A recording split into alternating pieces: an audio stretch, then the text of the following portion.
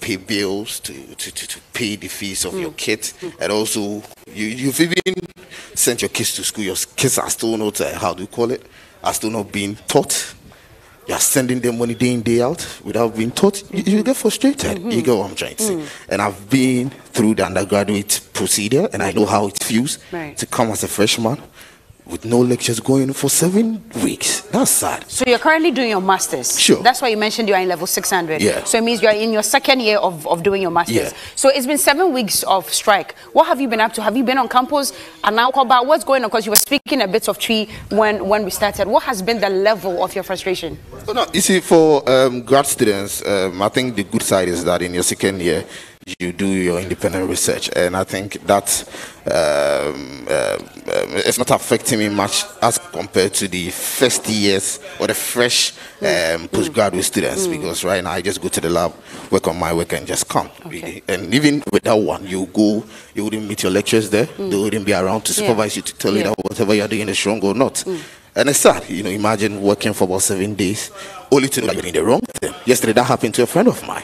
Do you get me? And it's very, very frustrating. So you don't think that the teachers actually have a reason to be on this strike? You think they should just come because NLC has met them and they've judged a little bit? You don't think that the teachers are right to be on strike? No, you see, it's very difficult for you to pinpoint that this one is wrong or this one is right. Okay. I don't believe these professors are stupid to be on strike if they are not eligible to be on strike. You get what I'm trying to say? So it's very difficult for me to say that the lecturers are on the wrong side. And I also believe that the NLC and the government too, they have professionals who are acting on their side. So I think it's a matter of the court to tell us or interpret the law right for us so that we can solve this issue once and for all. Okay, now I realize that you couldn't even stand at all. It's like your anger level is so high. What are you angry about? First of all, what's your name? My name is Louis Olai. Okay, Louis. What are you angry about? Oh, no. We actually facing the reality here. We look at the hardship in the system and it's very raw. We go outside, see how people struggle just to get enemies. And I mean, you look at what is happening, looking at the current strike, looking at, the controversial e-levy. That is what I've just been angry about. Yeah. So with the lecturers and let's say the NLC, all we are saying is that we can't pinpoint who is actually wrong, but then they should come to an understanding and solve this very quickly. But an understanding, they've come to an understanding. Monday, well, I'm told that there hasn't been any official communication to you students of University of Ghana whether lectures are starting on Monday or not. But of course, we are picking information from the ground that says that by Monday, lectures will start. Are you not happy about that? A consensus has been come to. Oh yeah, for that we are very happy with that. We just hope the official communique comes so that we actually know what is about to happen. Adipa, you wanted to say something? No, even with that one, what I read from Prof. Jampo was that they've rather suspended. I think they've suspended the strike. The strike, yes, and they've given government up to the 4th of March. So what if after 4th of March the addresses are still not being looked at? You don't believe that government will be able to meet their needs by the 4th of March? No, you should know that. We are talking about the government of Ghana. You don't have faith in the government of Ghana? Do you? I'm asking you. I'm the one asking the questions. Do you have faith in the government of Ghana? That's why I'm telling you that. Do you? Because you tell me, do you have faith in the government of Ghana? See, what I'm saying is that you've covered this story for a very long time. Okay. The government says this, the government says that. Right. And we are here now, and the government is saying that by 4th March, we will solve your issues for you. Okay. Do you believe that it will be solved? Do you? You are the students here, University of Ghana. You're actually in level 600 doing your master's. Yeah, no, based on past precedent, I don't exactly. believe. So in 2021, I want to believe that you were here when the strike action happened, the one that was called off in August. Yeah. Well, government met UTAG. They agreed, and that's why the strike was called off in August. Yeah. So you don't think that government will be able to continue to judge you so that you can continue academic work? And the strike came back in January. Yes, but this one has ended after 7 weeks. They've suspended it. Exactly. So after 7 weeks, you don't think that you can stay in school and there'll be no more strike? You don't believe in government? That's what I'm telling you that. You've covered this story for a long time. Okay. And you know the flip-flop of government. Well, and also I'm Ghanaian. I'm no more a student here. I'm Ghanaian, and I want to believe in the policies of government. No, I don't. When government makes me a promise, I want to believe that they will fulfill their promise. Sure. So all that I'm saying is that based on past precedent, I'm finding it hard to believe that there wouldn't be... This strike would not continue after the 4th of March? No, but I believe that there will be another issue of such nature in the future. Because I believe that something like of this sort will happen again. You think it will still happen? Yeah. Okay, let me move on to this side. What's your name, gentleman? Elvis. Olive. Elvis. Elvis. Yes, Which year are you in? About 200. Adepa doesn't believe that the strike will end. Well, I feel like the lecturer, they deserve better. Okay. Because the government should be quick to their knees. Okay. Because here's the case, like if they even call off the strike or suspend it right now, maybe at the end, it's close to the end of the semester, they can go back to it. So I think government should be quick and respond to their needs and help them like we should come to. Even though like students here, we are suffering because we are about like we've been on campus for about 6 or more weeks. You haven't gone home at all ever since the strike started? Yes, you have been here. So describe to me what your daily life looks like. Right. What do you do when you wake up in the morning? I see some of your colleagues standing on the balcony. Is this what goes on daily? Actually, yes, because you have nothing to do in the campus. I just like wake up, go bath, come and sleep. That's just what we are doing in the campus. Nothing. There's actually nothing happening. Nothing is happening. So how gravely is this going to affect you if it continues after the 4th of March? Well, if this continues after 4th of March, I think maybe like the country should they just close the door because parents are suffering. Say what you said again. I missed your last line. I said if this continues to the 4th of March or maybe or even beyond the 4th of March. Even beyond the 4th of March, students I think the government they should come to the aid of what the UTAG this one. So they should be able to sort out this grievances about UTAG and tax. Okay. Yes. So I have the inclination that you are on the part of UTAG. You're supporting UTAG in the strike. So tell me, if UTAG says that government haven't met our demands, they haven't restored all the things that we are asking for, including the market premium and all that. So this strike is going till the end of the year. What would you do? What would happen to you? Do you have other options? Well, I have no other option, but they deserve better. If the government should be quick to their demands. So that's what I'm asking. What if government doesn't meet their demands and UTAG says that this strike is continuing for the rest of the year? What would happen to you? Oh, I think it will be bad, very bad for the students because coming far, the staff coming to school, they being in school, nothing, you are doing nothing. It really, would you go and look for a job and probably defer your course? Is that what you would do? Actually, no. You wouldn't defer the course? No, I wouldn't defer the course. So then what would you be staying at home doing for a year? Well, just part-time, just be doing other studies, they'll be waiting for them to, hopefully, if they come back. What program are you studying at the moment? I'm studying history and sociology. History and sociology? Yes, please. So if you have the option to study other things, what would it be? Actually, it would be public relations.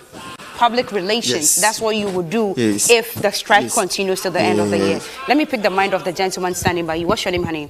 My name is Fidelis Achuche. Okay, Fidelis. Yes, Fidelis Achuche. Okay, what are your sentiments also? How do you feel about this whole situation going on right now? Well, about the UTAG strike, I am not excited about it. Just as you saw this morning when you came here. Ordinarily, lectures should have begun. Should have been in our lecture rooms. We should have been studying, been in the reading room. But as of now, nothing is ongoing, and it is very bad. It is very, very bad. So I heard you say that. How do you ask my mate here that if the strike continues? After the 4th of March. Yes, what will be your option? So, Cookie, after the 4th of March, if nothing happens, since demonstration is the language that our leaders understand, we'll speak it to them. 2 weeks ago, I think it was actually last week, so the Concerned Students Association, they were supposed to embark on a demonstration. Well, it was called off at the last minute because the police said they couldn't provide security because there was another body that was going to go on demonstration on that same day. So then you came together and decided that, okay, so the day that the NDC would go on their demonstration is the same day you would demonstrate. Absolutely. If that demonstration did anything for you at all, why are we in this situation? And why are you willing to demonstrate again? But it could be that had it not been for that demonstration, an amicable solution as at now wouldn't have been reached. Would you agree? But when UTAG released their press statement as to why they have agreed to call off the strike for now, they didn't mention that demonstration. They said they've been able to meet stakeholders. They've met eminent members of society like ex-president John Ejekum Kufuor. And this is the first time they've actually met the Parliamentary Select Committee. So it means that the demonstration didn't go anywhere. It's a lie. It is a lie. They listened. If someone said that that demonstration didn't yield any effort, it's a lie. I'm sorry. Adepa, it's yielded results. Do you think that demonstration went anywhere? Actually, I don't know about any partisan demonstration that you're talking about. Okay, so this wasn't partisan. So this is from Concerned Students Association here in the University of Ghana or universities across Ghana. How come you didn't hear of it? Well, I don't know. I didn't hear about it. Okay, so someone whispered to me and told me that it looks like the unions on campus, including NUGS and all that, they have been very inactive and they've been somewhat silent on this whole strike thing that's going on, and their powers have become weak. Is it true? You see, NUGS doesn't pay lectures. Okay. SRC doesn't pay lectures. Who pays lectures? Government. Have I paid my fees? Yes. Who's responsible? Go to the government. This should be as simple as that. I don't know why we should be involved in NUGS and all that. I don't think that's necessary. The government is the sole responsible for the payment of fees of lectures. And I think the government should be held accountable for that, and that should be it. You seem to have been here longer than all the other students standing here. What's been your biggest disappointment in the educational system in the last 6 years that you've been here? I was tempted to say everything, but I think it's very unfair to say everything. You want to simmer it down a bit? You see, it's a mess. Exactly what do you mean? What From is the a mess? infrastructure to personnel, everything is a mess. It's sad. So what would you want fixed? Some people are saying fix the country. Yeah. What would you want fixed? Oh, no, I think we should, one, decentralize our educational system, because the numbers in here are too many. How many are you currently? Do you know? No, but I think we should be over 50,000 or 40,000. And that is way too much. For our infrastructures that we have. So what do you think the number should be reasonably? Yeah, it should be reasonable. So reasonably, what do you think the number should be? Maybe 20,000? No, I can't give a certain number, because you need to calculate the number of What are the rooms situations in the available lecture halls right now? Is it still overflowing? It is still overflowing, cooking. Same as our residentials. Yes. And it's sad. And it seems the government doesn't care. And the funny thing is that the school authorities knows about it. Okay. That people need place to sleep. All right. They don't care. Do you know why? Tell me. Because their kids will get place to sleep. And you would not get a place to sleep. Because I'm not their kid. But how do you know that? How do you know where their kids sleep? That's Ghana. Do you have friends who are their kids? Yes, I know one. You know one? Yes. Where does he or she sleep? She sleeps in a traditional hall.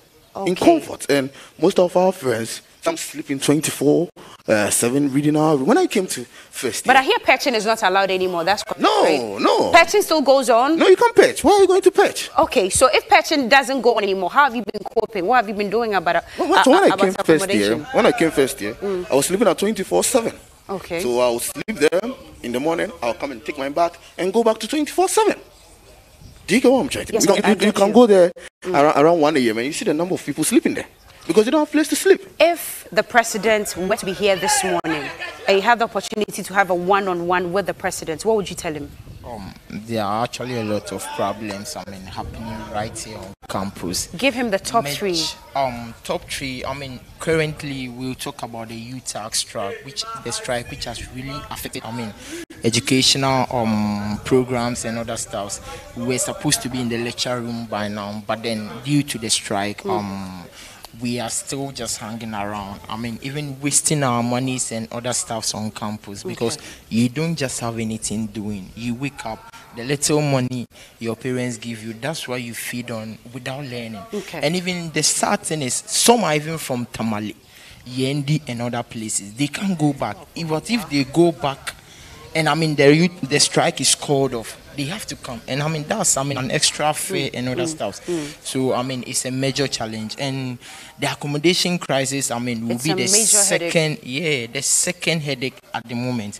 Myself, like my brother Kelvin just said, I also slept in the 24-hour reading room in level 100. We didn't know anybody here. It's even sad if you should come from a school where maybe you don't have a mate here. You have to hang around till day breaks. Sometimes we just beg our friends to give us a little place to So you mean some of you sleep on the floor? That's the reality. Here At University of Ghana, you should be here in the evening. People in every room, mosques. This mosque, put it out the mosques. people sleep inside because there's no accommodation. It's just something like just appalling. Just headache every year. Accommodation issue every year. Did you also go through it? Yes. Well, one day, like I was just over there. This mosque, just sleeping like. You were sleeping in the mosque Because no accommodation. Did you experience anything like that? For me, I even bought a bed when I was in level 100 at an exorbitant price. Which, if I mention to you right now, Tell me how much you bought the bed I bought it at that was 30 million. 3,000 Ghana. Yes, please. That was how much you bought your bed for. In 2018. You bought your bed for 3,000 Ghana in 2018. Yeah. So you should imagine how much it will be in 2022. Do you have an idea how much it is now? No, I'm sorry.